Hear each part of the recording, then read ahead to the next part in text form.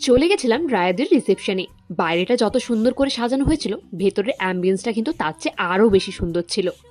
রায়াদের এই লুকটা দেখে আমি তো চোখই সরাতে পারছিলাম না, কি যে অপূর্ব লাগছিল, সামনে থেকে না দেখলে বুঝতে পারবেন না। তারপর আমাদের দেওয়া হলো টিফিন আর জল। প্যাকেটের মধ্যে ছিল দুটো মিষ্টি, একটা কাটলেট, একটা কেক আর ভুজিয়া। তারপর চলে গেছিলাম স্টার্টারের দিকে। সেখানে ছিল কফি আর ফুচকা। অগুন্তি ফুচকা খেয়ে চলে গেছিলাম মেইন কোর্সের দিকে। মেইন কোর্সে ছিল বিশাল আয়োজন। প্রথমে দেওয়া হয়েছিল স্যালাড আর সস, আর পর দেওয়া হয়েছিল পনির পাসিন্দা। এটা আমি ফার্স্ট টাইম ট্রাই করেছিলাম।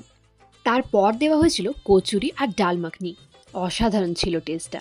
আর পাতে পড়লো ফ্রাইড রাইস আর চিকেন। সবার এটা বেস্ট কম্বিনেশন মনে হলেও আমার কিন্তু প্লেন রাইস দিয়ে চিকেন আর মটন খেতে বেশি ভালো লাগে, তাই আমি নিয়েছিলাম প্লেন রাইস দিয়ে মটন। তারপরে ছিল চাটনি, পাঁপড়, রসগোল্লা, সন্দেশ আর শেষ পাতে ছিল আইসক্রিম, যেটা স্বাদ এখনো মুখে লেগে রয়েছে।